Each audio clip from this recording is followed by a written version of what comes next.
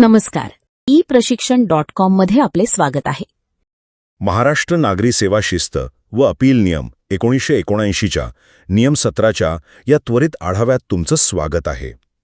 जेव्हा एखाद्या सरकारी कर्मचाऱ्यावर प्रशासकीय कारवाई होते तेव्हा तो नेमक्या कोणत्या आदेशांविरुद्ध अपील करून स्वतःचे हक्क जपू शकतो हे आपण आज बघणार आहोत.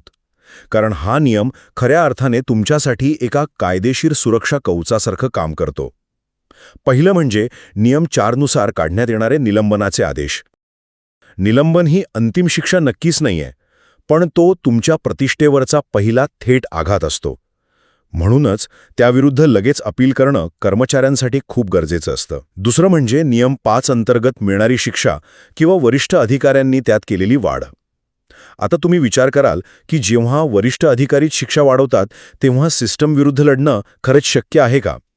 तर हो, नियम 17 अशावेळी तुम्हाला तुमची बाजू ठामपणे मांडण्याचा कायदेशीर मार्ग मोकळा करून देतो. तिसरं म्हणजे तुमचे पगार, भत्ते किंवा पेन्शनसारख्या सेवा शर्तींवर अन्यायकारक परिणाम करणारे प्रशासकीय आदेश. तुमच्या पगारावर किंवा निवृत्तीवेतनावर गदा येणं म्हणजे तुमच्या थेट आर्थिक लाईफलाईनवरच हल्ला करण्यासारखा आहे. आणि या अन्यायाविरुद्धही तुम्ही नक्कीच दाद मागू शकता. शेवटी हक्काची आणि पात्रतेची पदोन्नती म्हणजेच प्रमोशन नाकारणारे आदेश. तुम्ही पात्र असूनही जर तुम्हाला प्रमोशन नाकारलं जात असेल तर ते केवळ एक पद नाकारणं नसून तो तुमच्या संपूर्ण करिअरला लागलेला कायमस्वरूपी ब्रेक ठरू शकतो. थोडक्यात सांगायचं तर नियम 17 हा तुम्हाला केवळ प्रशासकीय कारवाईची माहिती देत नाही, तर तो निलंबनापासून ते प्रमोशनपर्यंतच्या प्रत्येक टप्प्यावर अन्यायाविरुद्ध लढण्याचं एक अत्यंत मजबूत आणि कायदेशीर हत्यार देतो. महाराष्ट्र नागरी सेवा नियमांमधल्या एका खूप महत्त्वाच्या भागावर आज आपण बोलणार आहोत. तो म्हणजे नियम 17.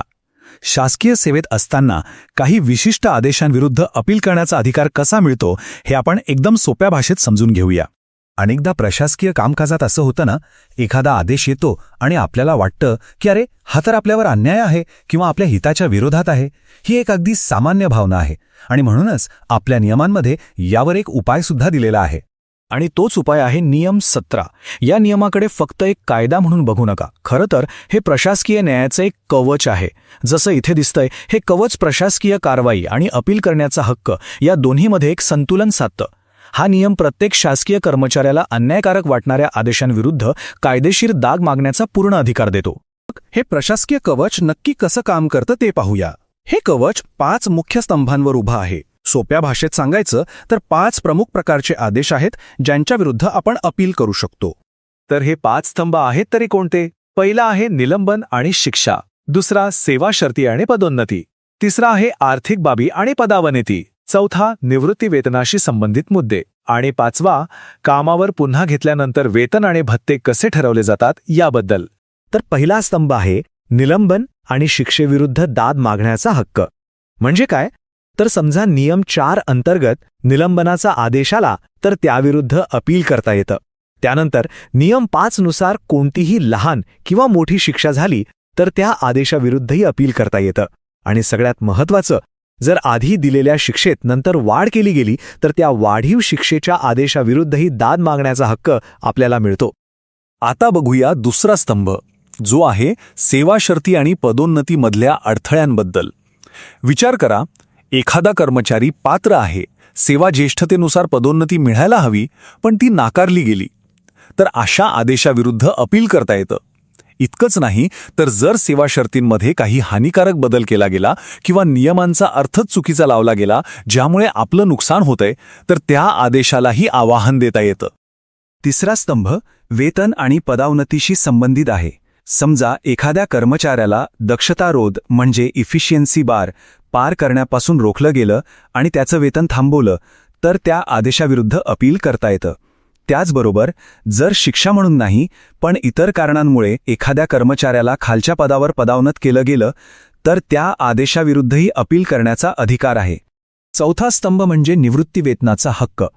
हा तर प्रत्येकाच्या भविष्यासाठी खूप महत्त्वाचा आहे. जर नियमांनुसार मिळायला हवं असलेलं पेन्शन कमी केलं गेलं किंवा रोखून ठेवलं गेलं किंवा मग कमाल निवृत्ती वेतन नाकारलं गेलं तर अशा कोणत्याही आदेशाविरुद्ध जे आपल्या निवृत्तीनंतरच्या आर्थिक सुरक्षेला धोका निर्माण करतात आपण त्वरित दाद मागू शकतो. आता आपण वळूया 5व्या आणि शेवटच्या स्तंभाकडे. हा स्तंभ आहे पुनःस्थापना आणि भत्त्यांशी संबंधित. याची सुरुवात होते निलंबन काळापासून. ज्या आदेशामुळे कर्मचाऱ्याचा निलंबन काळातील निर्वाह भत्ता आणि इतर भत्ते ठरवले जातात त्या निर्णयाविरुद्ध अपील करण्याचा हक्क असतो. याच 5व्या स्तंभाचा पुढचा भाग आहे पुनःस्थापनेनंतरचा. म्हणजे जेव्हा निलंबन, बडतर्फी किंवा सक्तीच्या सेवानिवृत्तीनंतर एखाद्या कर्मचाऱ्याला पुन्हा सेवेत घेतलं जातं तेव्हा तो जो मधला काळ होता त्या काळासाठीचं वेतन आणि भत्ते निश्चित करणारा एक आदेश काढला जातो. त्या आदेशाविरुद्धही अपील करण्याचा अधिकार कर्मचाऱ्याला दिलेला आहे. आणि 5व्या स्तंभातला हा शेवटचा पण तितकाच महत्त्वाचा मुद्दा, तो जो मधला काळ असतो ना, निलंबनापासून ते पुन्हा सेवेत घेईपर्यंतचा, तो काळ कर्तव्यार्थ म्हणजे ऑन ड्युटी धरायचा की नाही हे ठरवणाऱ्या आदेशाविरुद्धही दाद मागता येते, कारण हा निर्णय कर्मचाऱ्याच्या संपूर्ण सेवा रेकॉर्डसाठी खूप महत्त्वाचा असतो.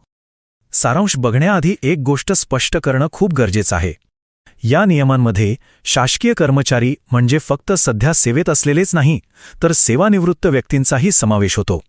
आणि निवृत्तीवेतन म्हणजे फक्त पेन्शन नाही, तर त्यात ग्रॅच्युइटी आणि इतर सेवानिवृत्ती लाभांचाही समावेश असतो.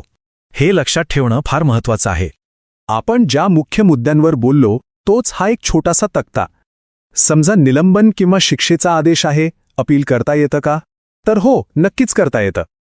पदोन्नती नाकारली, हो, अपील करता येतं. वेतन किंवा पेन्शन रोखलं गेलं, हो, त्यावरही अपील करता येतं.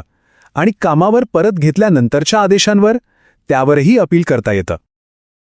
हे काही सर्वात सामान्य प्रकार आहेत.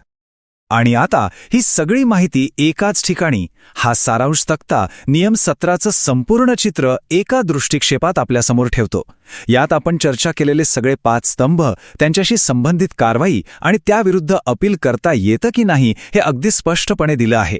निलंबनापासून ते पुनःस्थापनेपर्यंत प्रत्येक महत्त्वाच्या टप्प्यावर अपील करण्याचा हक्क आहे, हेच यातून अधोरेखित होतं.